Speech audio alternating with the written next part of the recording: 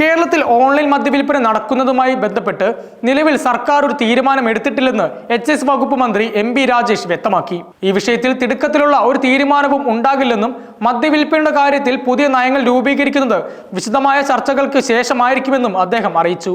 വരുമാനം വർദ്ധിപ്പിക്കുന്നതുമായി ബന്ധപ്പെട്ട് വിവിധ നിർദ്ദേശങ്ങൾ സർക്കാരിന്റെ പരിഗണനയിലുണ്ട്. എന്നാൽ കഴിഞ്ഞ 4 വർഷമായി സംസ്ഥാനത്ത് മദ്യവില വർദ്ധിച്ചിട്ടില്ലെന്നും മറ്റ് പല സംസ്ഥാനങ്ങളിലും വില വർദ്ധിപ്പിച്ച സാഹചര്യത്തിൽ ഇത് പരിഗണിക്കേണ്ടി വരുമെന്നും അദ്ദേഹം പറഞ്ഞു. ഓൺലൈൻ മദ്യവിൽപ്പനയെക്കുറിച്ചുള്ള ശുപാർശകൾ മുൻപും സർക്കാരിന് മുന്നിൽ എത്തിയിട്ടുണ്ടെങ്കിലും അപ്പോഴെല്ലാം അത് പരിഗണിക്കേണ്ടതില്ല എന്ന നിലപാടാണ് സ്വീകരിച്ചിരുന്നത്.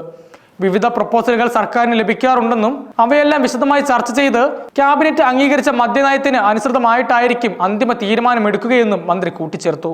അതേസമയം ഓൺലൈൻ മദ്യവിൽപ്പന നടപ്പാക്കാൻ പല സംസ്ഥാനങ്ങളിലും നേതൃത്വം നൽകുന്നവർ കേരളത്തിൽ ഇതിനെ എതിർക്കുന്ന സാഹചര്യവും നിലവിലുണ്ടെന്ന് അദ്ദേഹം ചൂണ്ടിക്കാട്ടി.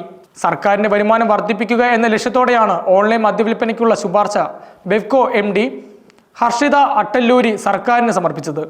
ഈ പുതിയ സംവിധാനത്തിലൂടെ 2000 കോടി രൂപയുടെ അധിക വരുമാനമാണ് ബെവ്കോ പ്രതീക്ഷിക്കുന്നത്.